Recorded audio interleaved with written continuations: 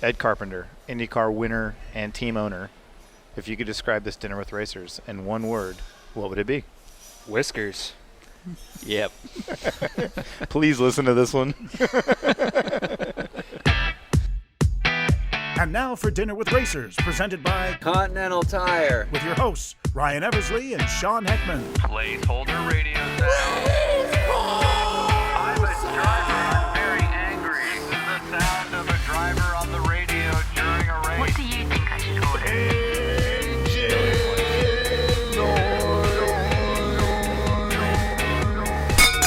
All right, welcome to Dinner with Racers. Driving season while eating food with 2. car people. Eating. Nailed it. Got it. That's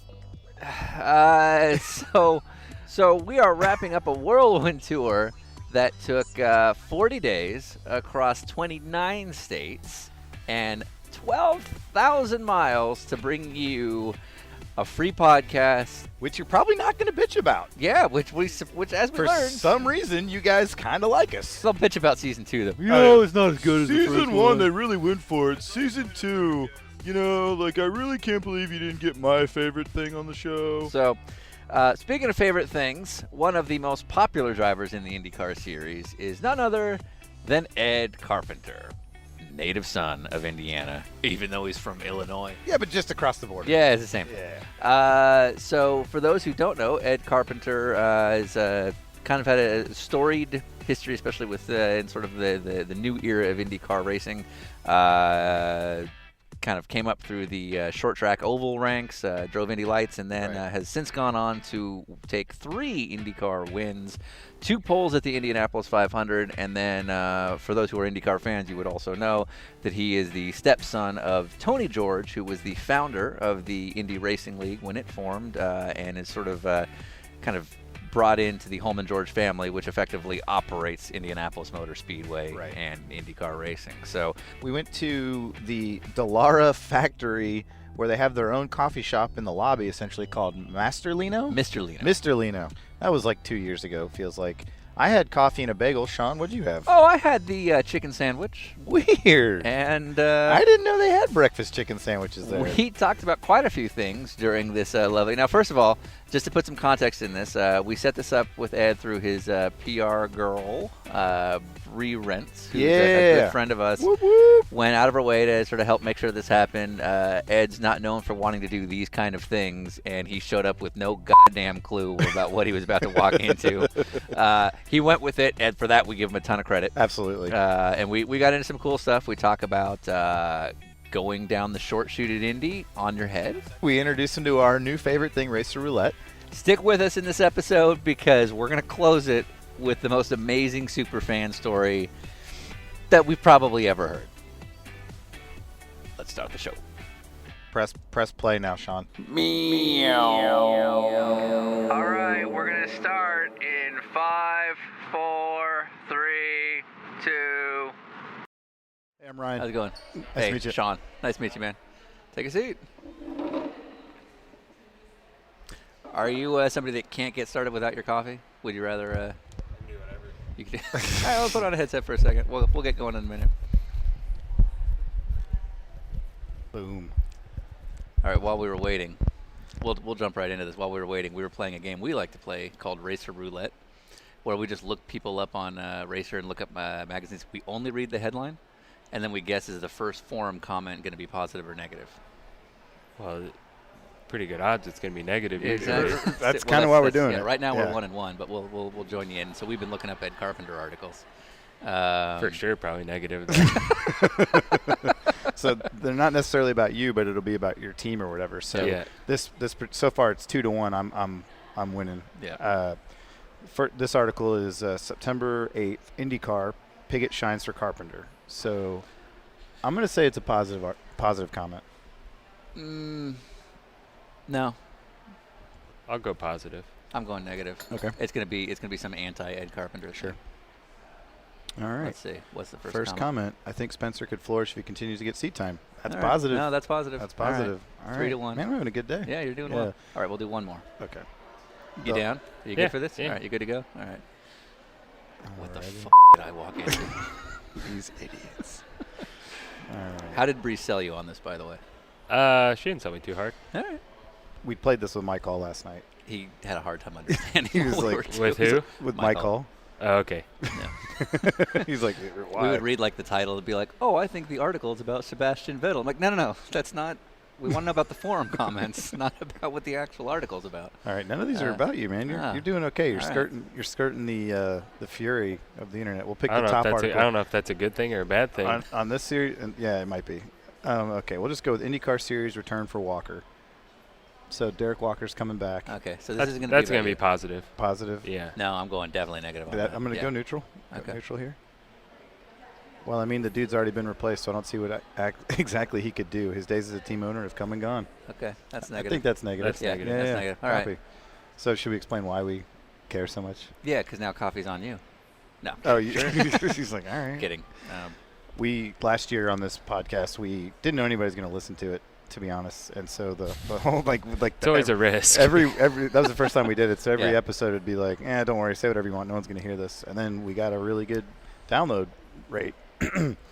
One of the things we constantly harp on is like people being assholes on the internet because it's no one else is doing it. Yeah. So we're like, no one will hear this anyway. Let's just go for it. So now what we've noticed is a lot of these articles are vaguely like a very small percent better than they used to be in the comments. Like we went to one the other day. It's like, I think that's a good decision. You know, on one hand, this guy's doing this, and on the other hand, and they were like what you'd hope for. It's being somewhat objective. Yeah, Yeah, exactly. and, Instead like, of just impartial. like, I hate everything. And so like logical reasoning. yeah, you know, a breakdown. So we're taking full credit for cleaning it's up all Racer. Good job. Yeah, that's the least we could do. So Yeah, I try to stay away from comments. You know, Yeah. In my younger days, I would go on some of the forums and can't even remember the last time I went to one of those websites just because it's every now and then there's a morsel of good information there, but for the most part, it's just a bunch of people that think they know what's going on, Right. that don't, and Right. it doesn't need to affect any of my thought processes. So yeah, the common thing that I notice is it seems like it's the popular direction to go to be negative and snarky. to be honest, I don't even review comments like if I'm buying something on Amazon or looking for a place to eat because generally I feel like, and hopefully I don't lose some fans by saying this, but for the most part, the type of people that are going to take the time to comment or fill out a survey are probably just going to bitch anyway. Right. So Yeah. Because if you have a good experience, you just say to yourself, like, oh, it's good. yeah, Cool. I'll go back there. Yeah. Like generally, like if people are going to take the time to comment, It's because they're you're gonna, mad. They're going to, they're Yeah. mad. Exactly. Yeah. I think that's a fair So like, assessment. I feel like a product can be good and still have negative feedback Right. just Absolutely. because there's always that guy. Well, and similarly, if somebody's inherently that negative and taking the time to put something negative on Amazon, they're probably not like you. Yeah. In the sense that very different personality, but Yeah. yeah. So you mentioned in your younger days, we're somewhat similar aged. Oh, wow. Are you? Aren't we? He looks a lot better than you do. Well, yeah. How old do you think I am? Well, this is dangerous. That's okay. No, we've gotten plenty of people get it wrong, Um, and I haven't shaved. That's going to be And, the difference. Yeah, that's usually the difference. 39, Oh, okay. 37. 37. 37. Okay. Now, were you being, like, gracious with the Pretty 39? generous. I I was, thought you were being, like I was 45. being optimistic.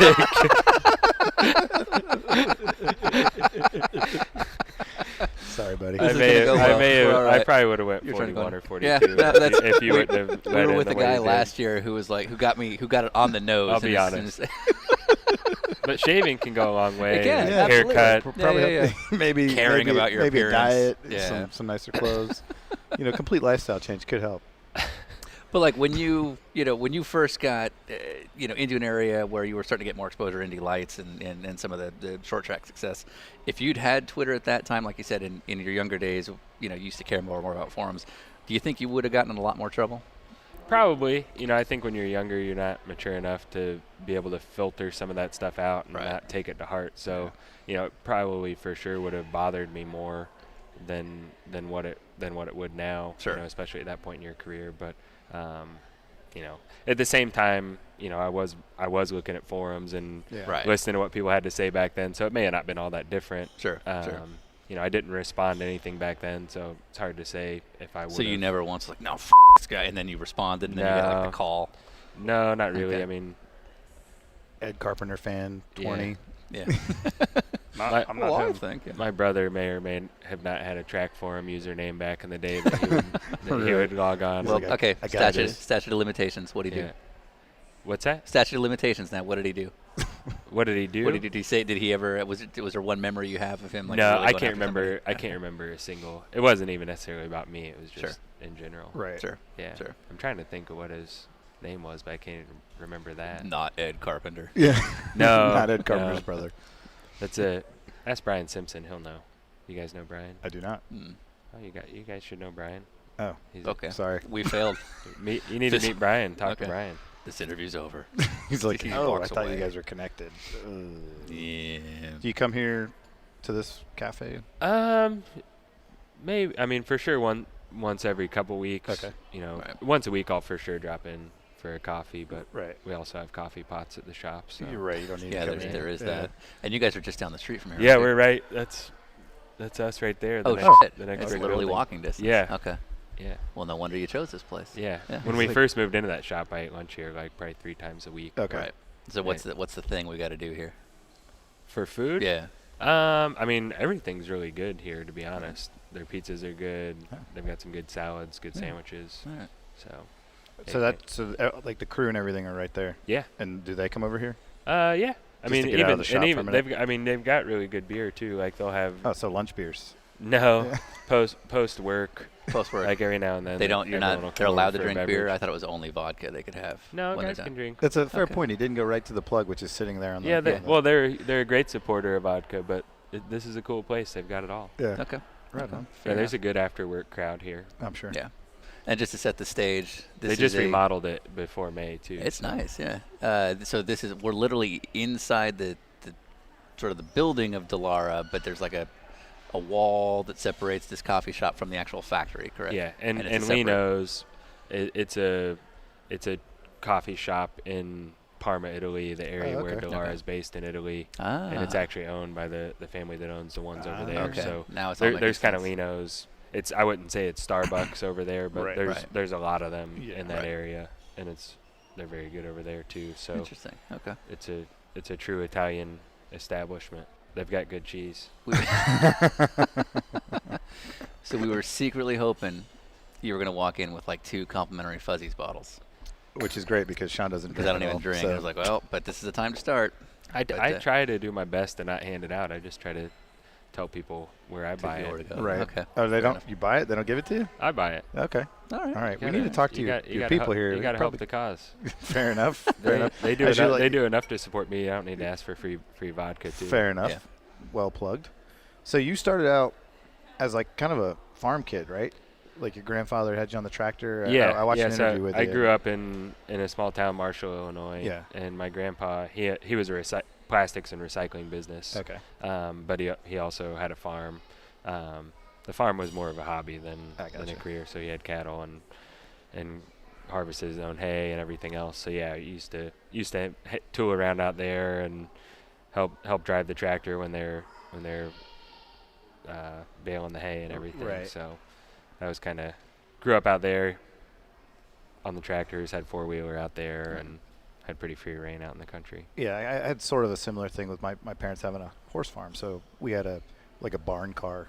Yeah. You know, you could just go thrash around the Yeah, pasture. there's not rules out there. Yeah, it's just do whatever you want. Yeah. That's actually how I taught myself how to drive a stick. And then we didn't have I read you had a 4-wheeler, and that's kind of like one of the first things you were playing on. We had a Yeah. 3-wheeler, so I crashed a lot. I had a 3-wheeler first, Yeah. and then my grandpa bought me a 4-wheeler. Right, yeah. Because they stopped selling 3-wheelers for a reason. They pretty were much. still selling them then, Yeah. but yeah, it was. Coming I to think an end. 4-wheelers had just kind of come out, and it's like, hey, this would be a much Right. better That idea makes for sense, my actually. 3-year-old grandson. Now, at that point in your life, was racing even in the picture? I didn't really know about racing at that point. Right. You know, I played baseball and that was it. You know. Right. And then when we moved over here, when my mom and Tony started dating, you know, that's when I got introduced to it. Right. And Tony asked myself and my brother Tony if we wanted to try racing quarter midgets, and I was like, yeah, that sounds awesome. Right. You know, I love driving stuff and had Right. been riding 4-wheelers and, you know, anything else I could sit on. So, Right. you know, I think I didn't know anything about it, but fell in love with it right away. Yeah. Right. And, you know, I think, and even though I hadn't watched it or didn't know anything about it, just being comfortable driving and riding things and having some control of a vehicle from a young age made it an easier transition. You know, absolutely. I was 8 years old. My brother Right. was 5. Well, and so growing up, not really being in a racing family, did when Tony started introducing you to the sport, did you have any kind of understanding of his role in the sport? I mean, at that age, you don't. Right. Like, you know, it's. Yeah. You're just you like, know, all right, here we are. He was my new dad at that point, Right. and Right. we were getting to know each other, and you know, obviously, we were at the speedway and hanging Right. out in the office building. But when you're that age, you don't. Yeah, you're not you like, don't holy really. sh**, You don't have the none of scope that. of Yeah. of any of it. Right. Totally.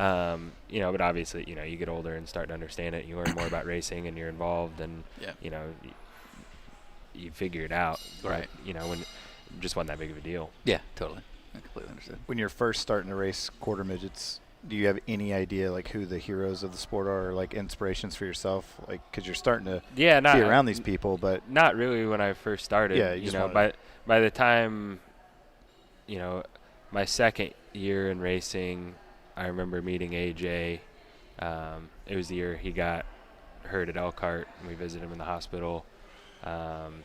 Al Jr. was the best man at my parents' wedding. Really? Wow. You know, so I met guys early on. Yeah. Yeah. You know, but AJ and Al, they were the guys that I looked up to Right. the most when I was a kid, just because we were around them. Right. You know, Tony drove Indy Lights for AJ and vented for pit stops. My mom did timing and scoring back then Right. for them. So, you know, that's who I was around. You know, and then like Ari Leindyke Jr. was my age, so we'd hang out on the track. Sure. So, you know, got to know those guys, and you know, then later on, Eddie Cheever was pretty good family friends, vacation together. So got to know him. Yeah. Ultimately drove for him. So but when I first started, no. Yeah. You know, Yeah. I was just Just out. I was just out driving. It was yeah, fun. Right, yeah, right, you know, so- right. But during like the quarter midget scene, when you're a couple of years in now, you're doing pretty well. What kind of pressure was put on you from people from the outside, just looking like, oh shit, look at this kid, you know? I don't remember feeling any. Really? You know, Good. To be honest, you know, I think as I got a little older, you know, I didn't really feel like there was pressure to perform to a certain level at a young age. Right. But you know, as I got a little older and especially started moving up, then you get the like, oh, you're only here because of who you are. Yeah, And it's yeah, like, yeah. Right. you know, whatever. You know, that's where I think I was able to learn and be taught to not really let stuff like that bother me too much. Yeah. You know, I grew up in an era where Tony brought the Brickyard 400 to the Speedway, Yeah. and that came with all sorts of Yeah, it's a little mixed of bag. negative comments, Yeah. you know, positive comments too. Right. You know, and then with the formation of the IRL and all the way through the reunification and everything else. You know, I grew up in an area and in a house where, you know, in the Indianapolis Star and other things that I was old enough to read at that point Right. were not so flattering things being said about my dad. Yeah. Yeah. You know, on a sometimes daily, if not weekly basis. And I saw how he reacted, or, you know, for better description, didn't react Sure. to Right. that. Yeah. You know, he stood firm in his convictions and the beliefs and vision he had for what he wanted to do, and that's what good leaders do. You've got to tune out. You've Right. got to tune out all the Yeah. noise. Newspapers are there to sell papers and write stories, and everyone's entitled to their own opinion. So, you know, I think watching how Tony handled that, you know, when I was growing up, I think really helped prepare me to deal with things people were going to say about Right. me. But, you know, and then you stick around long enough and do enough things, and then, you know, I think you just Make your own way. You make Right. your own way, Yeah. earn your own spot, and I feel good about where I am, where I came from. So the home life at that time, because, you know, there was, like you say, there was so much negativity going around.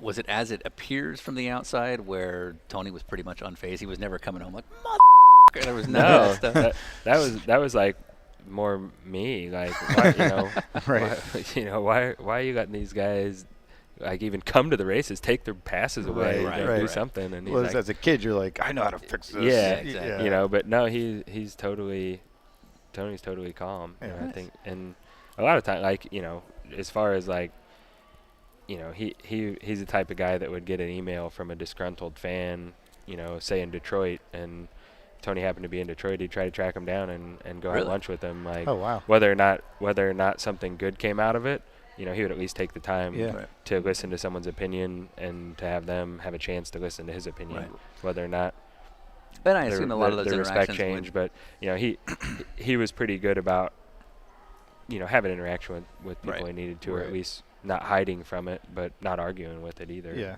Well, and he was probably smart enough to know that it's easy for somebody to send a shitty email, and all of a sudden you get in front of them, and all of a sudden they change Yeah. when you're Yeah. face to face. Yeah, So, yeah. There's a lot of, what's it, keyboard ninjas? Is that what they call them? Or I like that. Keyboard Ninjas I've is never heard good. that. There's another one that's pretty common. Douchebags. Yeah. I guess that's a little more common. That was one of the things I wanted to ask you, because you obviously have a very helpful background with the family to help a career, but your team name is actually Ed Carpenter Racing. There's no hiding from you're the owner of the team, which obviously you can't do without some sort of funding, and you have terrific sponsors that have been with you for a while. Do you still get shit from fans about being a privileged individual or whatever? Not really. Yeah. I mean, maybe from like a crap wagon guy Yeah. that won't let it go. Right, right. Maybe once Right. in a while, but Yeah. for the most part, I feel like people are supportive of what we're doing, Right. and I think we've had enough success, whether it's with me driving or other Sure. people driving, that I think we're a respected part of the paddock. Are the respected crap part wagon of the- guys still around? You'll see. I mean, a that's t- that you'll- ended 8 years ago. You'll see a T-shirt Right. here and there still. Right. But yeah, I'm not really. Yeah. I mean, Is what it is. I didn't really even want to name it that. We just couldn't come up with anything better. So So who's driving for you next year? I figured that would come up at some point. Oh, this is launching November 18th at the earliest. We're not 100% sure. So if there is something that comes out before the 18th, There will be This won't be- something before the okay. 18th. So Is it But- Senna? No. We read about him yesterday. We were just, They- while we were waiting on Rocket to show up, we were looking through Ed Carpenter notes, and it was like, oh, yeah, I guess Senna could be an option. Yeah, I mean, we've talked to a lot of people. It's been a interesting experience. But we're getting closer to naming half of the lineup anyway. Okay. And then there'll be some more announcements coming after that. But, Sure. by the time this airs, it'll be common knowledge. But Sure. Okay. I'll refrain for now, just because. Look at that. He Keeping knows a his lid on shit. He things. knows He's a what not to do. professional. Yeah. Who was it we got to admit something last year early on? There was somebody with a decent Well, license. the big thing at the I time. mean, we are sitting in Speedway at a coffee shop too, so Yeah. Yeah. you know, So you Those are never know. Robin Miller spies right yeah, there. you Yeah. never Yeah. know. That's You sweet never old know lady. who's listening. Yeah. Speaking of that, I mean, you've got to be one of the kind of the most popular dates in town because, obviously with Joseph leaving, you have a program that, is theoretically funded for one full season ride and all, half of another season. Yeah. And so therefore, a lot of people can call you and don't necessarily have to have the funding that they might for other programs, which has got to make you a very popular guy. One, is there any irritation in that? Like, just stop calling Eversley? Like, is there anything like that? No, I think it's, I mean, I've obviously been driving for a long time, and Right. for a long time I was in a similar position to a lot of guys I'm talking to, whether Right. it's, maybe have a little money trying to take it somewhere, or Right. don't and just trying to get a break. So I try to do my best to return all calls. Right. Sometimes quicker than other times, but Sure. I try to be respectful of the process and be upfront and honest with guys, Right. whether or not they're on our radar or not, Right. or Right. the last thing I'd want to do is lead someone along knowing that we weren't going to do something and hold Sure. them back from another opportunity. So I try to talk to everyone, and at times you can't be totally honest with everything you're thinking, Right. Yeah. but Right. you at least try to be straightforward and, Right. and transparent with what you can be. What's the most elaborate way someone tried to get their name in front of you? Like, did somebody show up, like, pretending to have a basket of cookies, but it was like a resume inside Yeah, of it? there's There's none of really that? there hasn't been. I mean, I think I'm easy enough to get a hold of that. It's not. I mean, you'll get half the guys that'll just reach out themselves, and then the other half have some sort of representation that you Right. work through.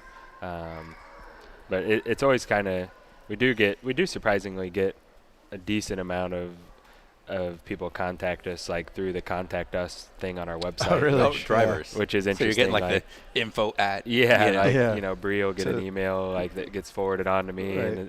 and it's always a little surprising because, like, even like say I was a European guy, like wanted to get a hold of an IndyCar team owner, I think I would just call like the IndyCar office and be like, right. "Hey, I'm right. such and such. Can I get Ed Carpenter's email?" But nothing really bizarre. No one ever like tried to get you on a podcast and then try to angle you for a drive. Not yet. The day's not over. Right.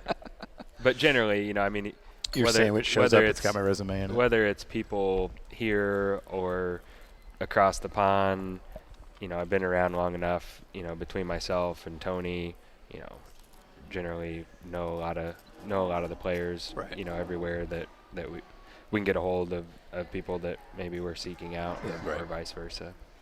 Speaking of guys reaching out from Europe, beyond IndyCar, do you follow European racing or? Not all that much. Yeah.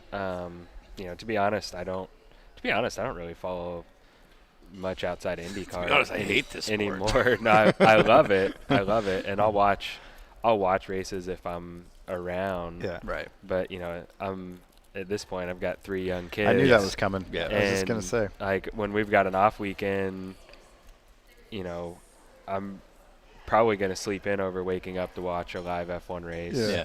But if there's a race on in the afternoon, like if we're home or someone's sick and we're laying around, I'll watch it. Sure. But we're on the move a lot. Yeah, and, so I spend so much time with the race team and working on all our own stuff and focusing on the IndyCar side of things that it's nice to get a break from it. Right. Yeah. I should probably keep better tabs on some of the stuff, but I pretty much stay focused on what's relevant your program. to what we're doing, and that's what I'm the most passionate about. Right.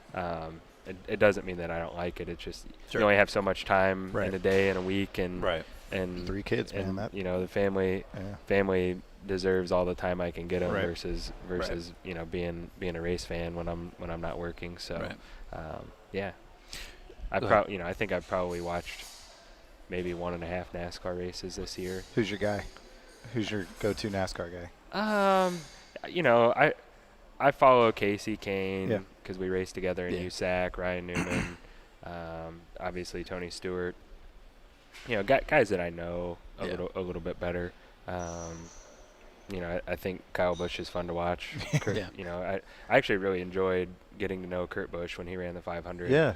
That was a tough time for him. There's a lot of stuff going on, but from my experience, he was a great dude. Yeah. I've hung out with him Really, twice. really easy to talk to. Yeah. I can only imagine what Kyle would do if he came over here. Yeah. Because Kurt, I think, Yeah. did a great exceeded job. everyone's expectations Absolutely. for a limited role. But so I'll pay attention to those guys. I met Kyle too when I was sponsored by Dollar General with Sarah Fisher. Yeah. 'Cause he did some stuff with Dollar General back then too. So guys that you meet, guys that I raced with before, things like that. Yeah. So just to help our download count, are you saying there could be a third car for Kyle? I would be open to it. I would for sure be. We're open gonna to bridge it. that We're gap. gonna make this We're gonna happen. get Kyle Busch to IndyCar. Yeah. I noticed you didn't say you cheered for Danica. I followed Danica. Okay. I Because just, I mean, of all the people over there, she's She was the IndyCar. the IndyCar driver that went. yeah. I mean, I think it's important for her to do well. Yeah. I don't have. I mean, I can't say that we're good friends. Like Sure. we haven't stayed in touch. Right. But that doesn't mean we don't get along. Yeah, either. sure, You sure. know, I always thought Danica. We had some disagreements on track at times that everyone will have, but away from it, I think she's great. Yeah. That's cool. She's really nice. She always treated my kids really well. Saw her at American Ninja Warrior this year with Ricky when Joseph was competing. That's and, cool. and we had a good chat there. But yeah, I hope she does well. Anytime anyone crosses over, Yeah. I think it's important for them to do well. But Danica's a pro. She hasn't had as much success as what some people probably wish she's had there. Right. But at the same time, whether she's racing there or here, she deserves to be where she is. Yeah. She's capable. So I don't have any knocks on her. It's hard. It's hard to go. Yeah. To go chain. She was an open wheel driver her whole life. That's Yeah. a big transition. Yeah. Did you ever get a shot at stock cars? Did you ever try it? No, the closest I got was Legends cars Okay. back in the day. Yeah. But I was an open wheel guy. Yeah. The Indy 500 was always what it was about for me, and that's where I set my sights. And I raced in USAC at a time where Ford had a huge development program, and a lot, that's where everyone was going. Right. And I never really looked at any opportunities. I've said no to a couple, just because IndyCar has always been where I wanted to be. Yeah. It was always the pinnacle for me. Sure. And, guess never say never. If the right situation came Right. along at the right time of year, Right. I would be open to it. But at this point, I'm so invested here, and I spend so much energy to make sure the race team is successful, that for me to go try to do something else on the side, I almost feel like I'm making a sacrifice to my Right. my teammates here, my employees Depending on here, you. Yeah. that depend on me Right. to do a good job for them, and to not only deliver as a driver but deliver as a team owner to keep things rolling and keep us on the progression that we want to be on. So it's what is it, the 20th? I don't even know. Yes. So it's October 20th. I think so. I feel like it's a Tuesday today. I was on a red eye Monday night into Tuesday morning, and from testing in Phoenix, and I'm all sort of confused. So Yeah, I had no clue I what that was understand. either. We've been in the same Honda for 3 weeks. It was the same. How'd Phoenix go, by the way? It was good. It was a tire test. Yeah. So myself, Elio, and Marco were testing tires. Okay. It's an awesome racetrack. Yeah. I love going out there. That was like our spring break forever. When I was a kid, we'd go, Okay. whether it was kart, then IRL, Yeah. and then when I was racing USAC, Copper World, I raced midgets and Silver Crown out there, and then IndyCar when I first started. So, spent so many years out there that Right. time of year that it felt weird for a long time not To being not be there, there, yeah, and then kind absolutely. of got used to it, and then Yeah. going back last year, like, felt like a reunion almost, Yeah. just like brought back a lot of childhood memories, Totally. and we used to. Does the track seem any different to you? It's a lot different, Yeah. with the reconfiguration and the new asphalt. Yeah. It's still Phoenix. It still has some of the same characteristics, but it is a different track than it Yeah. was back then, for Right. sure. Yeah. Well, that actually answers part of my question. Is it's October 20th. You may disagree with me, but you're fairly settled for next year. Obviously, and what I mean by that is the majority of your funding's pretty lined up, I think. Maybe not. And you're in a position where you're not hunting down what driver is going to fit you in the sense of finance. You've got guys calling you. And to me, that's a really, at this time of year with the next race, not for another 4 or 5 months, to me, that's a very settling, calm place to be right now. And normally people are scrambling this time of year to figure it out. It is. I think that's probably, obviously, we had hoped Joseph was going to stay. We knew it was a possibility that he wouldn't. Right. So can't say, I was totally surprised Right. with him moving over to Team Penske. I think a lot of people expected us to make a pretty quick decision when that happened, but it's an important decision for us. We knew where we were headed with Joseph and the direction we were going on, and if he would have stayed, our intentions for him was, to be a career guy with us. I would have loved for him to had a Scott Dixon or Elio-like career at our team, but now that that's not happening, I want to make sure we make not only a good choice for the short term, but for the long term of the team. So we do have great partners in the team that give us some security that maybe some other teams don't have. So that's a good thing. Right. But at the same time, when we're making this decision and evaluating all our options, I want to make sure that we're not just hiring someone that may be the best fit for 2017, but the person that's going to be the best fit to continue building our team, to continue growing the commercial side of the business. So, and we have, we've got the 21 seat to fill, and then there's also, sorting out who will share my car with me. And, but when you factor in that there's 2 drivers that fit in the mix, that kind of changes some of the mindset too, because it's a package, and how are these guys going to complement each other? If you go this direction, what can you do to support driver A versus driver B. So, I think people were hoping that we would have something announced already by now, but I really wanted to take our time and make the smart decisions for the now and tomorrow. So who do you run around with in Indy that we would know? Like, who are your IndyCar buddies off the track? Joseph and I, despite him not picking me and spurning me. We're still really good friends. I talked to him this morning. We trained together. So he's probably at this point the person I'm closest to because we've spent so much time together. You know, Charlie Kimball and I are friends. Our wives are really good friends as well. You know, Scott Dixon lives a couple blocks from me. We get along really well. So I don't think it goes too unnoticed that you and Sage Karam had a few disagreements over the season. Are you and him cool? Yeah, I think we're cool. Yeah. I think we are. I mean, I haven't seen a whole lot of them since then. Yeah.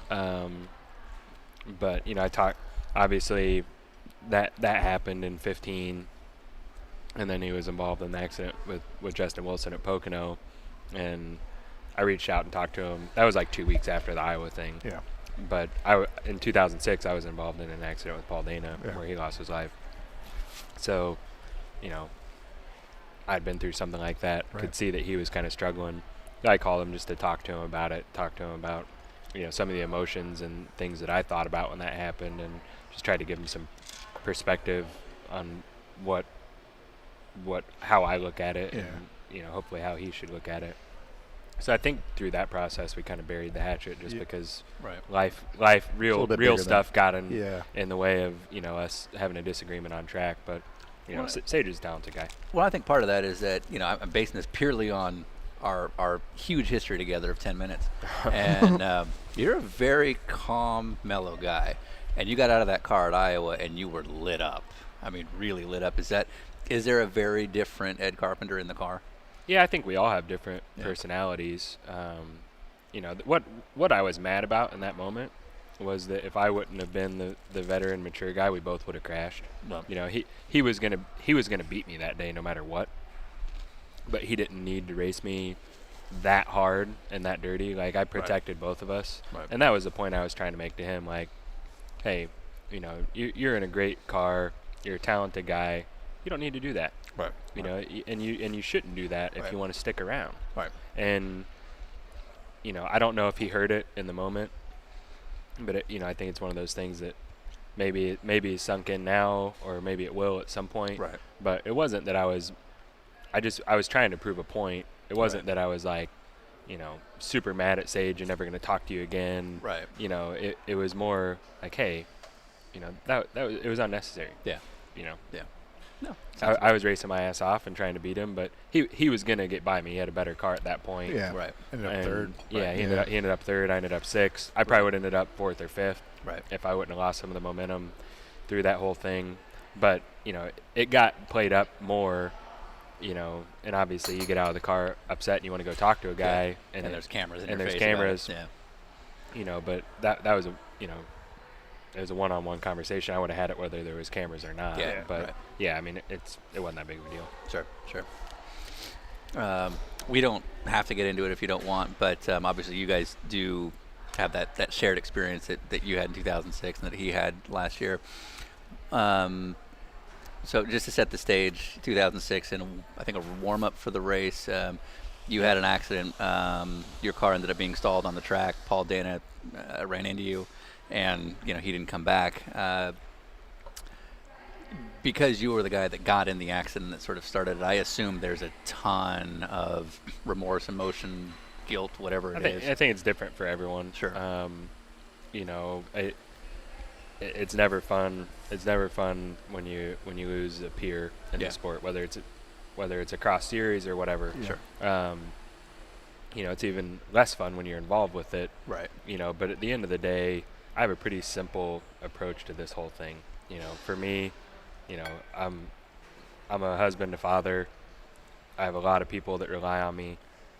I love racing cars, and for me, you know, I recognize that every time I go out there, whether it's a practice session, whether it was a test 2 days ago, something can go wrong. Yeah. You know, we're driving crazy fast cars. They've gotten super safe, and everything's gotten way better. But the reality is, each and every time all of us go out there, it could be our last day. Right. You know, I'm cool with that. Right. You know, I'm doing what I love to do. And for me, if it is me in that situation one day, Right. I'm okay with that. Right. You know, I think everyone should be. Right.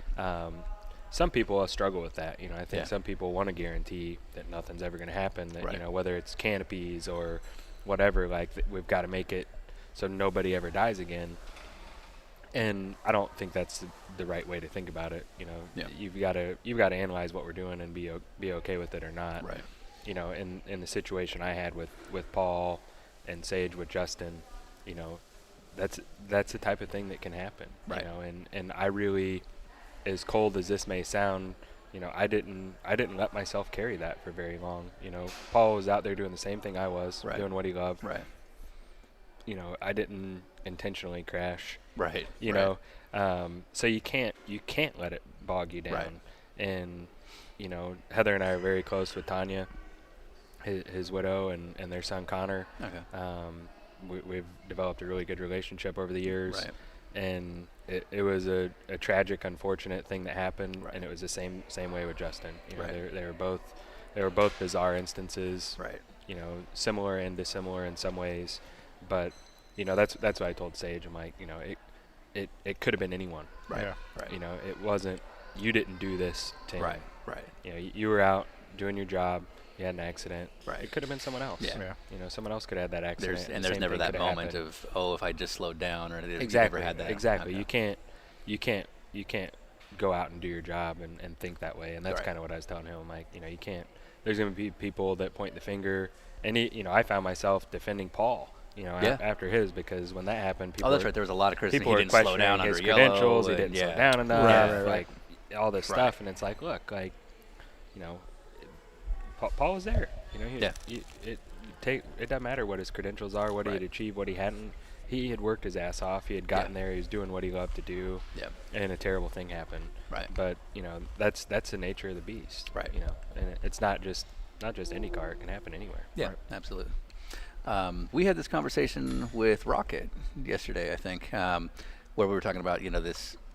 You mentioned the safety aspects of it and the sort of culture of speed that's sort of in conflict with itself right now. You know, there's been a recent, you know, once we switched to body kits and going back to turbo cars and that whole thing, there's been a whole lot of conversation about, you know, the speeds coming back at Indy, and then all of a sudden people get very nervous when we start seeing people flip and have bad. You were one of them. Where do you stand? Like, if all of a sudden everybody said, okay, forget about turbo, or forget about, you know, limited boost and whatnot, let's go back and let's start running qualifying laps at 240 or whatever. Where do you stand as the cars currently are? I think it'd be awesome to see a track record fall again. Yeah. You know, but at the same time, you've got to be. We all have to feel like the technology's there to protect us. Right. You know, I mean, you don't, like we were talking about. There's never going to be any guarantees, but Right. we don't need to just throw caution to the wind either and Right. make irresponsible choices. You know, I think these cars could break the record. You know, obviously we went through a time with the body kits, and there were some unintended consequences with Right. some things that happened. I feel like that's sorted out. You know, so it's a process of making sure the tires can handle it, the cars can handle it, the suspension. Right. You know, I think we all thought we'd be there by now. Right. But you know, I don't think where we are with this car, it's quite capable. Maybe the next car will be, just because the machine. I think it'll protect us. I think. Sure. But you know, I think some of the issues is just whether the car can withstand the forces that Right. come with going that fast. Because a big difference with how we go that fast now versus when they were going that versus fast like before. 96, right? You know, they had a ton more power. Yeah. You know, we can't even get to that power Right. with the formula we have now. You know, so we're sustaining that speed Right. and carrying out higher speeds and the loads that puts into the cars and other parts of the suspension Right. and everything else, tires. Right. It's a lot different forces. Maybe not all that much difference in peak force, but Sure. the sustained force Of holding that the whole time. is Yeah. a lot higher than what it used to be. So, Sure. you know, working through all those challenges, but I think I hope we get there. You know, I hope I'm a part of it. Sure. What was the last thing you downloaded for an app on your phone? The last one I downloaded, I don't know. It was probably something for one of the kids, to be honest. Right. Yeah, right. Um, Do they use your phone more than you do? Or the No, iPad? they use Heather's more than I do. All right. What's the last song you downloaded? I don't download much music. Really? You just No. steal it? Just Yeah, steal it no, outright? no, I did like Amazon Prime. Okay. Like listen to their channels, Cool. stuff like that. Okay. Okay. Do you listen to any podcasts? I listened to Matthew Berry, his fantasy Okay. football focus. So you're just all sports. I'm You're very all sports. football. Yeah, yeah. Like in my car, I listen to talk radio, just Sure. sports talk radio. Yeah. For my commute. Are you a big fantasy guy? Yeah. All right. Now, so obviously the Colts. Forget the Colts for a second. Do you primarily watch football for your fantasy team? No. No, I like the sport. I think it makes it more entertaining to watch because you can pretty much turn on any game and have an there's a good investment. chance that you're connected to someone There's that's on a somebody team that- or right. someone you're playing has a player. How serious do you take it? Are you like doing 2 a.m. trades and like thinking through your draft picks and all that? Yeah, I mean, my brother-in-law and I are in a keeper league, which it makes it fun because then it kind of carries on in the off season. You can trade draft picks and future players and different Right. things. So probably take it too seriously. I know my wife Heather doesn't care for it. I was gonna say, have you ever lied to her? It's breaking my marriage Yeah, apart. exactly. Have you ever lied to her like, no, I got a big sponsor meeting I got to go to, and in fact, it's just you sneaking out to No, to pick a team? All right. no, it doesn't. What it if I doesn't go said we that weren't deep. recording? It doesn't go that deep. We're honest with each other in regard to that stuff. Stop trying to make me sound like a douchebag, Yeah. Sean. Yeah. Yeah, I mean, I put too much time into it for sure, probably leading up to the draft, but it helps having a co-owner because we can kind of carry the load when I'm Sure. traveling or he's traveling. That's his thing. Okay. But yeah, it's fun. So I imagine because you're you're a full-time sports fan, you have a man cave at home where it's like it's game time, leave dad alone. Like he's got to watch his Colts. We have kind of 2 living rooms. We don't have a basement, so it's not really a cave. It's got a lot of windows. But yeah, we kind of have 2 living rooms. One's a family room. One's more of a sports room, kegerator, memorabilia. There you go. Couple I like the trophies. kegerator. Now we're talking. But the kid, that's where the Xbox lives too. So, Ryder has access to that room as well. So, just He's the oldest? he's our middle. He's 7. Okay. So he's our oldest daughter. She doesn't really get into video games. So is Ryder going to be the next Carpenter race car driver? you think? He wants to be. Yeah. I'm kind of holding him off. Heather's That's ready it. to like turn him loose. We've Really? taken him out karting a so couple mom times. is on board with Yeah. getting in. Okay. That's Yeah, interesting. yeah. Yeah. Just because she sees how much he, I don't see what he looks like when I'm out driving. Sure. Yeah. So she sees that. Yeah. So she wants us to stay connected in that way. Right. And he's gone. I've taken him out karting in a kid kart a couple times, and he did a good job. Yeah. But I think too many people start their kids way too early. Right. And I want to make them work for it. Oh, Yeah, yeah. that's what I say. It's like- a hard way to go. As much as I love what I do, Right. I don't want him to ever feel like he's got to do what I do because he's my son. So, he plays hockey, he plays soccer. We try to get him involved in as many things. And, Right. if he stays persistent enough, I'll probably give it a go here in the next couple years. Right. But I also want to be able to devote the time to it doing that. if we're going to jump into it. So Well, and we'll so see. for the dads that are out there. So obviously, karting is one thing, but if he does take it seriously, or your daughters, if the time comes that he decides he wants to make the jump up and he's of age that he can start doing higher end midgets or lights or something like that, where does the family bank account stop? I mean, for me, it'll stop pretty early. I've got. We're pretty invested in what we're doing. Yeah. And if he needs to understand how it works from Yeah. an early age. Right. And I think my parents did a good job with that with me, and I'll support him the best I can and help him try to do it. But yeah, I mean, I can't say I see us supporting him. Very right. far past karts, to be honest, Yeah, just yeah, that's because good. it gets pretty expensive quick. Yeah. So, if it's going to be one of those things that happens, it's going to be because it was supposed what to he went happen. out and right. But we'll see where it goes. I mean, that's the biggest thing is he did a really good job when we went out there, but I want to make sure he's dedicated to really doing it. And he's still just slightly immature. Like, Sure. I want him to care about everything he does a little more Yeah, before yeah. we would go do that. Before you get start Yeah. doing that, sure. Our daughter, our oldest, she's 9, and she's a gymnast.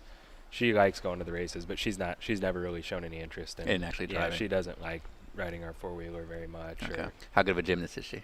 she's good. Yeah. She when we Was were was everything was during the Olympics? Was it the whole house had to shut down so you guys could watch everything? well, it was hard because it was all that was on prime time and school. We were back in school, so we were dealing with homework and bedtime. We recorded it all and watched it later. But yeah, she was super excited about it. The gym that she competes with, Samantha Pezic, that was on the last Olympic team. That's where she trained. So she comes in. Gabby Douglas stopped by the gym a couple weeks ago. But last year was her first year on the team. Kind of a similar thing with her. We made her like work really hard and do all the practice, but we didn't let her join the team until last year. And it started off a little rocky just because most of the girls that were on the team had been doing it for 2 or 3 years. But she won the state meet for her age group and level. And that happened during St. Pete as we were having some mechanical problems with Joseph's car. So it went from being a bad day to a really good day real quick. Yeah, but that's cool. she does really well, works really hard, and we're super proud of her. Sort of switching gears a little bit. I'm gonna stop saying that. Sort of hitting the paddle shift. Sort of shifting down to third. It's like a movie when they're always downshift, even when they're downshift to win. exactly. Yeah. Downshift to win. Just push the gas pedal all the way down. Yeah, I'm gonna go to the outside this time. Well, in that case, like, what's your you've seen Driven? I've seen them all. Yeah. You watch Driven like to get pumped for the 500? You're like, all right. No, but it's definitely one of those crappy movies that if it's on, I'll watch it. You know, just to pick it apart. yeah, you it's watch fun. it like. I mean, no. I'm not gonna lie. Like when we're testing and screwing around, like I'll pull a Joe Tanto line every now and then. Or Right, start yes. humming, like. Are you doing the but quarter trick? Yeah. I mean, I think it's obviously not possible. But I think every race driver's had moments where they're locked into the point that you do feel like you could do that. Right. When things slow down, but no, it's always worth a watch, especially now. Lee Bentham, who works with us on the team, he was running Atlantics back when they filmed that, and he was driving one of the cars when they were doing some of the filming. So we like to watch it and pick his helmet out now and give him a hard time. But, I haven't seen it in a little while, but definitely don't watch it before the 500. Big day tomorrow. Hit it. Yeah, when Joseph broke his hand this year, like I made him punch a heavy bag, like to prove that he could get back in the car. Just like a piece of meat hanging in the back of the trailer. Like, get it, kid. One of the things we like to ask, especially for people that kind of do the USAC stuff for the late models or dirt tracks, who's the best USAC guy you raced against that we've never heard of? It didn't get the break, it just didn't line up, that you think would have been able to go all the way? Probably Dave. I mean, Dave Darlin for me. He's still awesome. Yeah. He for sure had all the talent to do it. I'm trying to think of some other, maybe Dave's well known, so that's not really. Yeah, he's doing fine. Yeah. But that's the one that jumps into my head the most. A guy that totally should have had an opportunity to do it. Yeah. He's probably the one. And then in terms of But Bud Kading. Who? Bud Kading. He did run a few Indy Lights races for Doricott way back when, so he kind of had a chance. But who's the next big thing that will make it, in your opinion, that we might not know if we're just watching IndyCar or watching lights or anything underneath? Is there someone coming? Like from USAC? Or Indy Lights or karting? Sports car racing? There's someone you see that you're like, okay, that guy, if he just keeps doing the right things, he's going to be a superstar in IndyCar, stock cars. Or I do think Spencer has all the potential. Yeah. He needs time. He needs time to develop. Just to be clear, because we have a lot of sports car fans, you're talking about Spencer Piggott. Spencer Piggott. Definitely not Spencer Pumpelly. Yeah. Zach Beach tested for us at Sonoma, and he did a really, really good job. Like, he exceeded our expectations, and it's hard to ever fully draw a conclusion from one test, but from that test, like, he deserves to get a chance without a doubt. And he's been really strong in Indy Lights and multiple teams and stuff. Yeah, Felix Rosenquist for sure looked legit when he was here, but that's not really a no-brainer, and he's been doing a lot of different things already anyhow. But yeah, I mean, I don't know. It's it's so hard to tell. Like, you look at a guy like R.C. Anderson, and he really didn't do anything in lights, didn't look that strong, and then he got in Dale Coyne's car this year. and kind of smoked Connor the Yeah. second half of the year and performed at a way higher level in an IndyCar than he ever did no one in saw an it Indy coming. Lights. Right. And it's kind of like, Yeah, what are that what are we missing here? Right. Like, Right. Yeah. Right. So it's hard to tell sometimes. I think Well, on the different cars are different, and different types of drivers adapt to it differently. But it's tough to say. So on the commercial side, because obviously we'd love to see all these guys get rides, it's just not feasible. There's no one thing that can fix any problem, right? So people on the forums would love to sit here and fix the sport and say more marketing and all this nonsense, but it doesn't work. Yeah, if there was a formula, we'd be doing employing it. Yeah. So, but on the commercial side, obviously switching over to the team owner role, what would you say are your 2 or 3 biggest challenges in getting people to come on board? I mean, one, just getting them engaged and getting them to the track, giving them, getting to the point where they will give it legitimate consideration. Yeah. Because when you just look at it from the metrics that are easy to find and looking from afar, it's hard to get people engaged. But when you do get people to the track, I think it totally changes things. Right. And they can see a different side of how to use racing as a tool. Mm-hmm. And beyond that, I think IndyCar is positioned really, really well right now. More so than other forms of motorsport. Right. I mean, even, everything. It's hard right now. You look at the NFL and they're seeing ratings decline for the first time like ever. Right. So the fact that IndyCar is in an era right now where we've shown growth for 3 consecutive years now, not only in TV numbers but also in attendance. Where the schedule's getting stronger and more cohesive. I feel like it's snowballing slowly. Right. The base isn't big enough. Right. But I feel like the group of people over at IndyCar right now, what they're doing is working. Right. And we all need to just be patient with it and keep playing it out. Sure. Right. But it's hard. Growing the partnership side, bringing new sponsors in. I would love to run 3 cars full time. Right. Or 4. But we will not do that Right. until we can do it the way we want to. Right. And make it have us be a stronger team. Right. We could probably go out and find someone with enough money to grow the team, but if it's not going to make us better, we don't feel like there's an opportunity to develop a guy like a Spencer Pigot. Yeah. We're not going to do it. To kind of spell out the biggest challenge you were sort of saying there is like, let's say you're going for Apple Computer as your sponsor, which was the analogy Hull used yesterday. Yep.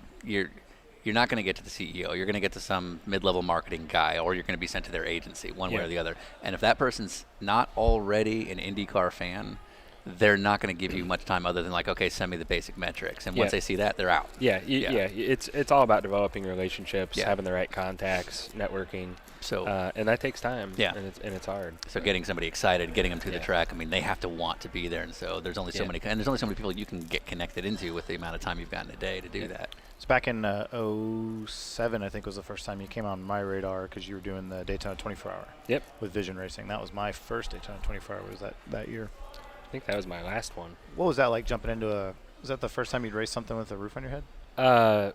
Since a Legends car. Right. Yeah. Yeah. It was fun. Yeah. I had a ton of fun doing that and would love to do it again. We can read about it online, but how'd it go? We had a Porsche Crawford both years and blew the engine both years. the one, Thomas Schechter was in the car. We were literally like between 29 and 31 minutes left in the race, and the thing blew up on the front stretch. That was awful. Yeah. And it's talking about a waste of a night. Yeah. That sucked. And then the next year it blew up with me in the car.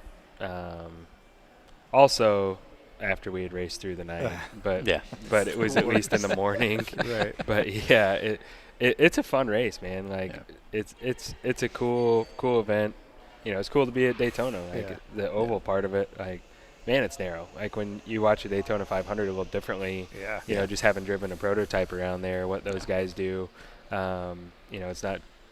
it's easy to sit back and be like, oh yeah, restrictor plate racer, just hold it down, flat, it's easy. Yeah. Same thing everyone says about our races, but no, there's no way. Yeah. Especially just with how bumpy it is and how much that track moves you around. But No, I had a great time, and obviously wish we could have had some better results, but Right. it's one of those events that is special and unique, and it's really fun to be a part of.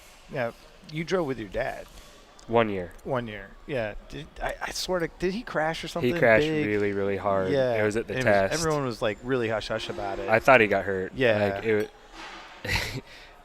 yeah, he was going into one, and like he didn't get all his downshifts done, and he went in there like he was in an IndyCar carrying that type of speed, and Yeah. like had no chance of making it, and it knocked the radio out of the thing, and then Right. like so I didn't know if he was all right. I got a taste of what it was like for my parents, I guess, I'm but sure. Yeah. but flew over there on the golf cart and like launched the windshield out of this thing, and like it is just totaled. Right. And he was fine, but What do you he have was to- wearing glasses. His glasses flew out of his helmet. Right. But yeah, but he got back in and came back and did Yeah. it. Yeah. And What do you have to say? Was he a typical race car driver? Like, oh no, something broke. broke. Yeah, wasn't me. Hit some oil. No, I mean he took responsibility for it. I Yeah. think we probably should have done a better job getting him Coaching him more through comfortable. Yeah. Going somewhere else probably, because it was tough. Because Was that his first time in that car? yeah. Okay. And he was working up to it, trying to work Yeah. up to it Yeah. at his pace, which is really what you need to do. yeah. And that race control was coming on, being like, hey, Gotta pick I it up. think it was 00. The car Right. needs to pick it up. Right. And so we told him he needed to pick it up a little bit, and then made a mistake. So Right. it was on us as much as him. But, Sure. But it was fun. It was a fun experience, and nobody got hurt. We somehow got the car repaired and Yeah. got back out on track the next day. But yeah, that was a big one. Yeah, I remember hearing We about still that, laugh and about then it kind of just went away. Yeah. Like not much was said. It was like, oh, I hope he's okay. And then Yeah. obviously he was. Yep. But yeah, it was pretty quickly swept under the rug. Yeah. Unlike most of my accidents. During so because he's driven, during the days of like vision or whatnot, did you ever walk into the shop and there he was, helmet on, just doing laps in a chassis or anything like that? No. Like, damn it, Dad. No, he had moved on at that point, Yeah. like from an IndyCar type of aspiration. Okay. But when I was running USAC, we had a midget for him. We built a midget just for him that was a little bigger, Yeah. taller. And one year at the Chili Bowl, he was in a transfer to make the A. Oh, He was in a B Jesus. main, and Kevin Olson, which I don't know if you guys know Yeah. Kevin, Other name, yeah. but he's a character.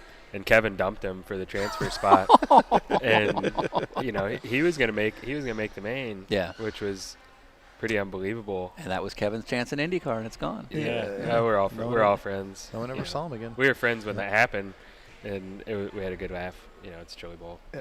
but Yeah, but if you're But trying Tony- to transfer to yeah, the Tony- A-main, you can drive. Tony's one of those guys that's pretty talented. Like Yeah. if he's to go pick up a golf club, or you go out on the basketball court, or throwing a football around, like he's an athletic, Yeah. gifted guy.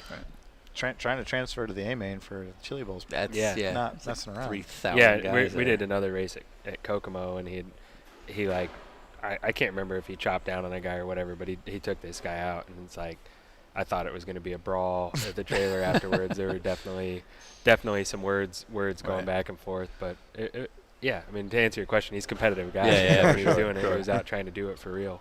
That's awesome. We going to see you going back to dirt tracks?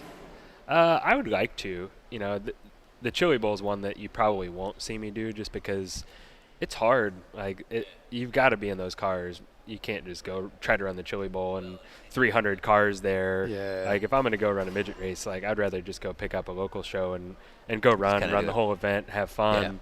Well, and I assume you want to be a little under the radar if you're doing Yeah, it. I mean, I would love to build up a sprint car again and have it at the shop just to go play with, but it's hard to really justify doing that right now. But Yeah. we've got quite a few. Tim Broyles, our GM, he came Yeah. from sprint cars. We've Yeah. got a couple other guys that came from that world. So Right. I would have full support of guys volunteering to want to be a part of it in their free time. But someday I'll go do it again. But I've got enough on my plate right now. I'd say so. You familiar with Johnny O'Connell? Yes, Okay. Did you know that he tried to murder Dario Franchitti in Detroit? literally. The kind of racing I do in sports cars, our crashes aren't as spectacular as IndyCar crashes because we're not going that fast, that close to walls generally. So when I've had issues in the past where I know I'm about to hit something, I've got time to think about it. But in an IndyCar, you rarely do because it happens so quickly. It does, but man, like, it slows down. Like when Yeah. you have one at Indy or whatever, like, it slows down, and you record it all. Right. You Yeah. take it all in, and I think your senses just go. They're at another level with the adrenaline and everything. Right. So, you still have time to think about it. Right. Right. Not as much Sure, clearly because sure. it's still happening Right. at speed. Yeah. But yeah, you recall more than you would think. What about something like Indy, like a couple of years ago, when not only are you losing it, but now the car gets airborne, you're rolling over, whatever. I mean, you have zero control yeah, at that I mean, that's a point. good example because, Yeah. like, at that point, Elio had already been upside down. Yeah. Joseph had been upside Mhm. down. So I lost it, and I'm like, yeah, I'm going upside down. Like, Yeah. I knew what was happening because I had seen it happen to two Yeah. other guys, and we kind of knew there wasn't a solution at that point. Right. So I wasn't surprised when I ended up upside down. I was just happy when I landed and saw sparks. Anytime you get in the air in an Indy car, Yeah. you're worried about the catch fence. Yeah. And that's all, I had enough time to recognize I'm going to go upside down. Okay, where am I on the track? Sweet, I didn't get in the catch fence. Yeah. I see sparks. This is awesome. And then it's like, okay, you're like trying to peek out top, like no one hit me, no one hit me, no one hit me, because I've been there too. So Yeah, right. you think about it a lot. Who is the big practical joker of IndyCar that you're trying to stay off their radar? Like, who's locking people in porta potties or tying up rental I mean, cars? Hinch is he's there. Yeah. He's kind of obvious. TK's he's got a long history. Marco's a little sneaky about it. Yeah. But there's not anyone really I'm like afraid of that I You couldn't don't leave get your rental retribution. car near their bus or something. More just my own teammates, Right. I think most of but there's not as many practical jokes like across boundaries. Yeah. Yeah. But you never know. So when you won pole a couple of years ago, at least on TV, it seemed like the crowd kind of lost their shit. And then the couple times I've been to the 500, like during the parade and whatnot, you tend to be one of the more applauded guys. You're walking around this place in a flannel, fairly under the radar. Do you Like around I here? didn't shave today. Say what? Said like you, I didn't shave today. You're wearing it better than he is. Yeah, you look your age. You look better than your age. But A little anger in your voice there. yeah, I'm just not happy with me. But It's not you, it's me.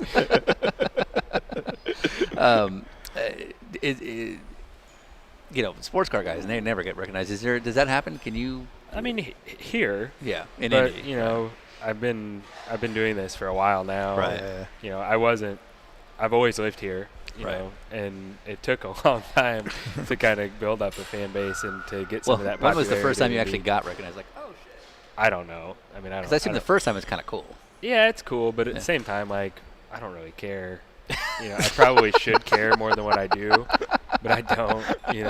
Right. But yeah, I mean, you get recognized. I mean, Right. it happens other places too. Like Right. we were on a Disney cruise for our kids' fall break a couple weeks ago, and Yeah. someone spotted me on there. Oh, that's Okay. interesting. And it's Okay. like, and a cruise kind of sucks because you can't get away. yeah, like, no, well, it's fine. It's fine. It's a time to show that IndyCar drivers are cool, good guys. But it's a good thing when we get recognized outside of Indy because it means someone's paying Someone's attention. watching. Yeah. But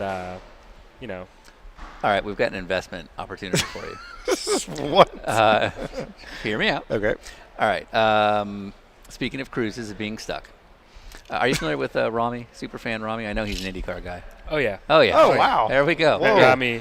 met Rami at Milwaukee a long time ago. Have you? Dude, I assume you're in his book. 2 photos. Oh yeah, both sides. Okay, both sides. I love it. Yes. I love it. We actually had an awkward moment because Heather was Wait, Weird. wait, you had Wait. Heather- That's not true. Had was pregnant. Oh, God. I think with Ryder. Oh no, Yeah, yeah, we right. know Rami at this point. Okay. But we had a motorhome there, and we were going up to go to a Brewers game. We were going to dinner in a Brewers game, That's cool. Okay. and Rami's wanting to get a picture, and like we're running late, Yeah. and like Rami, I'll get you tomorrow, bud. Right. Yeah. Like, Right. And he was kind of having a conniption fit, just because like we wouldn't do it right then and there. But you gotta love him. Heart's in the right place. Yeah, Sure.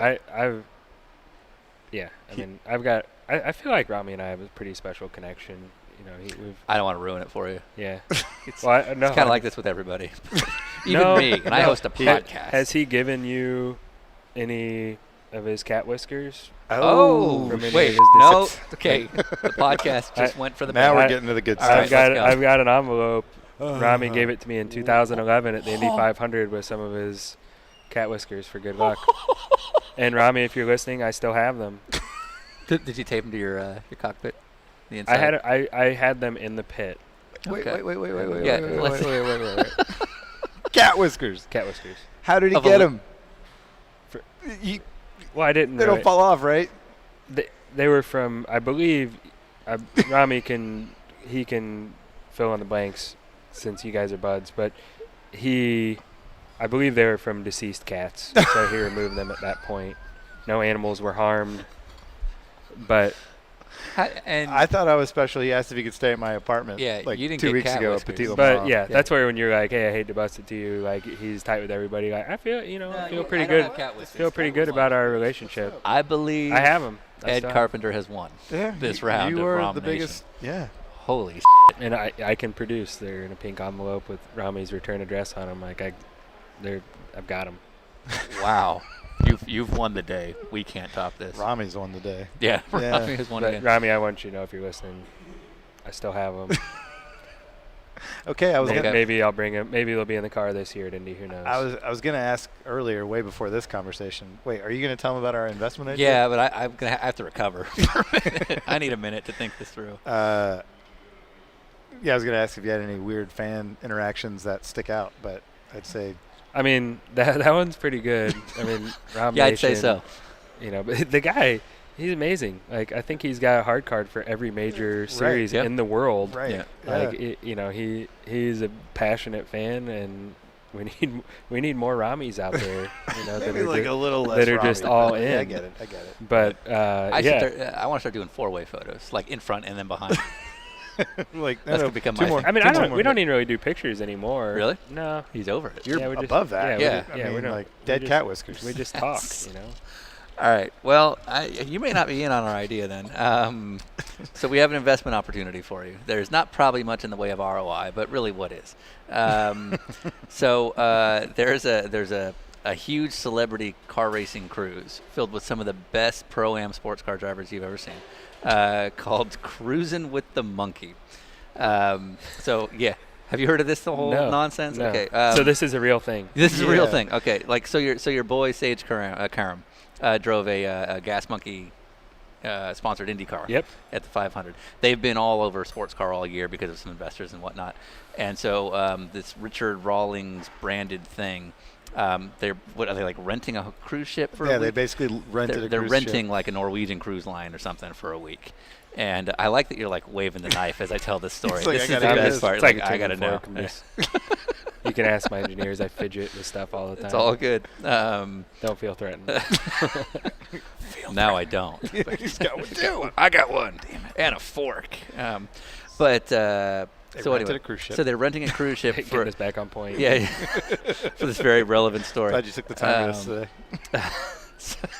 Tell him, Sean. So Spit it out. So they're renting a cruise ship for I guess anyone going through a midlife crisis. Like it's nothing but like 40-something-year-olds with goatees on a cruise ship with like a bunch of sports car drivers.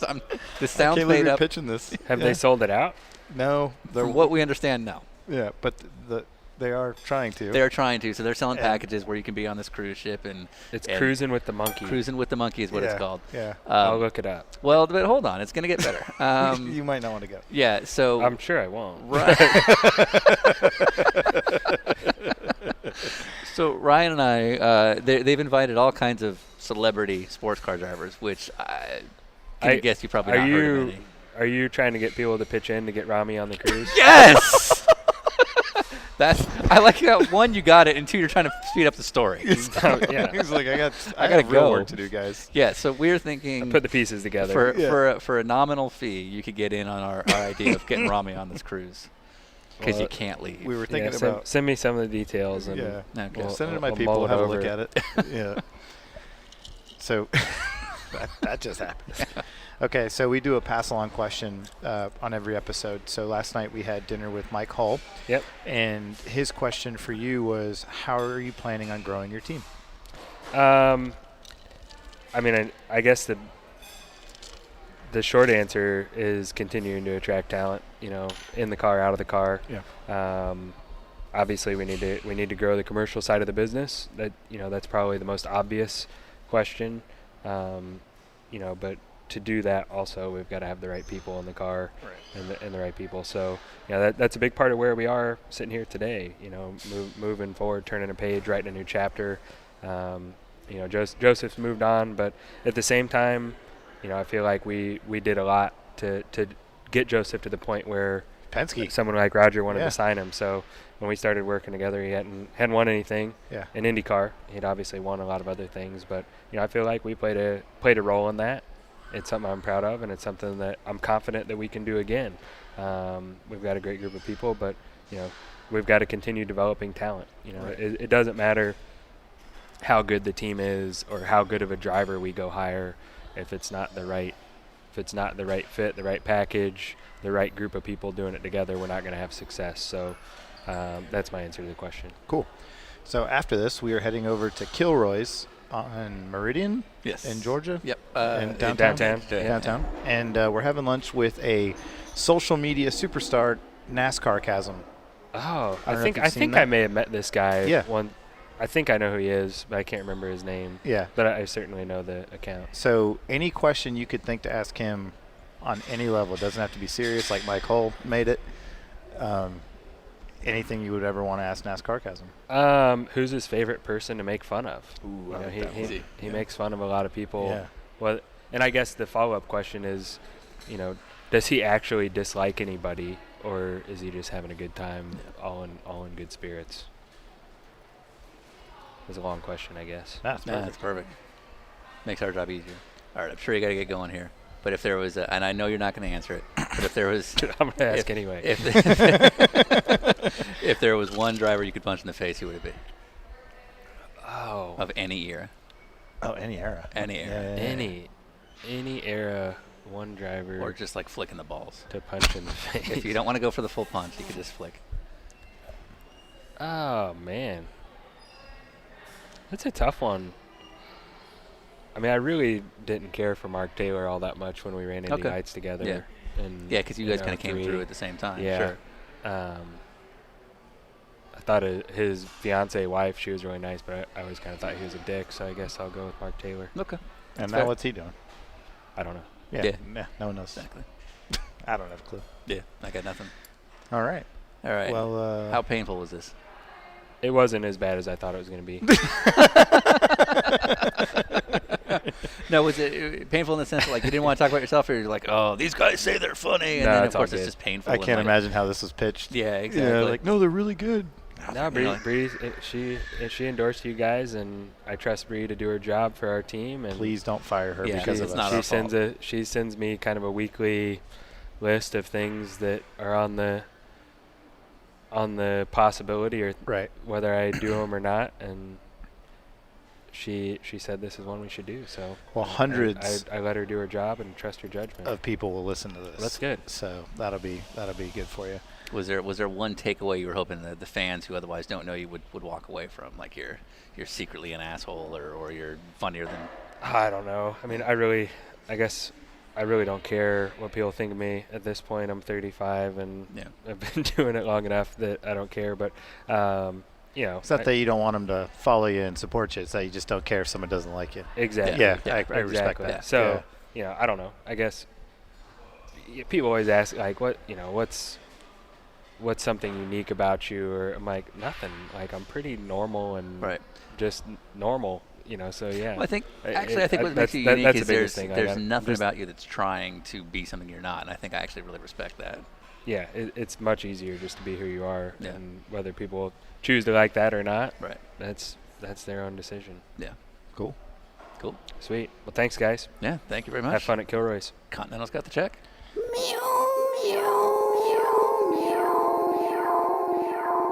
I'm finished. Wow, that was such a great episode. That guest really knew how to tell a story. You like that, Ed Carpenter, Ryan? 'Cause I agree. You're welcome, Sean. I'm right here. All right. Big shout out to Ed Carpenter for giving us the time with no clue what he was walking into, but certainly a couple stories in there that were pretty amazing. So also special shout out to Bree Rent, who helped make all of that happen. Bree has come through for us on several occasions and also helped me personally with a couple things, and definitely one of the better PR people out there. So all right, well, that's going to close out this episode and this half of the season. If you are listening to everything chronologically and the instant we launch it, this will cut off the first wave of season 2. However, the second half of the series will be back in pretty much a week's time. So for the majority of you, this is probably not the last episode in the series. But anyway, we still got 14 more, and then God only knows how many seasons after that. So thanks again to Ed Carpenter. We're going to close this out with another one from the Blue Hours. This is called This Much Is True, also available on iTunes.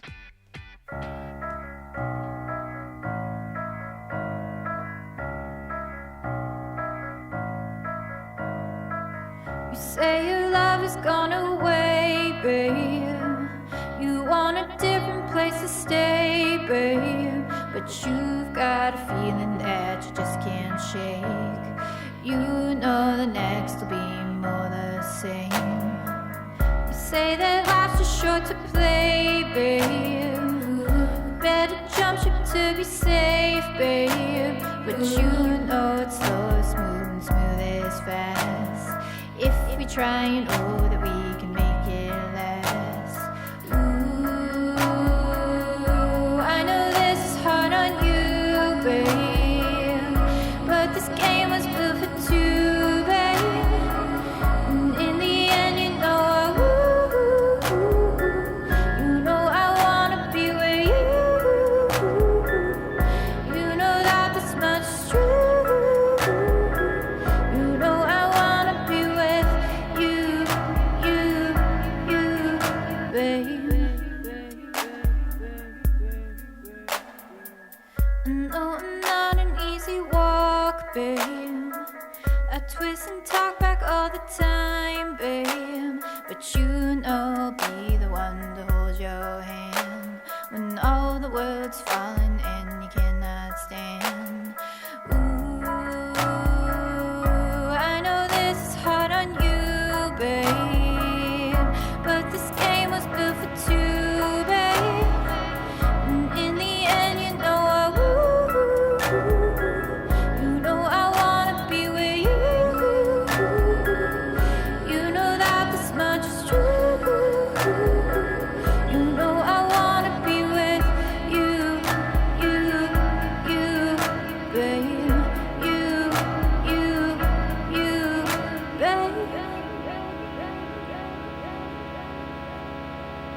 Oh, there's a different way, but baby, there's a price to pay. Try to keep that in your head.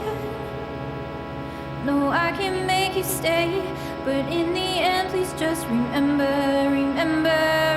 that this much is true.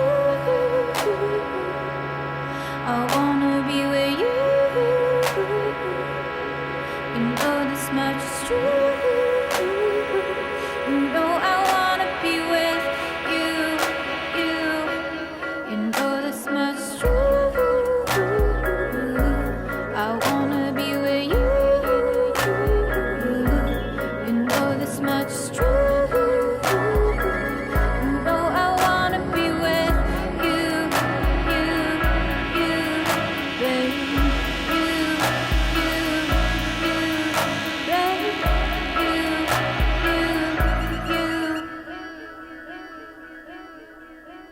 Hey guys, thanks for listening to our show. One of the things I'm always trying to do is raise money for the Children's Tumor Foundation. So if you have the time, go to my Twitter page, @RyanEversley on Twitter. There should be a link in my bio for my Cupid's Undy Run page, and no donation is too small. Basically, all the money goes directly towards helping children that have neurofibromatosis 1, 2, or schwannomatosis, and all the money goes directly towards research. It's not towards marketing or anything like that. It's 100% directed towards the research. So if you want to help me out and help out some very needed families and sick children, @RyanEversley on Twitter, bio link, you'll see Cupid's Undy Run. Like I said, no donation is too small. I'm trying to hit $30,000 this year. After last year, I was able to hit, I think, 25. So that's the goal. If you can find it in your time or heart to help. If not, no big deal. I appreciate you listening.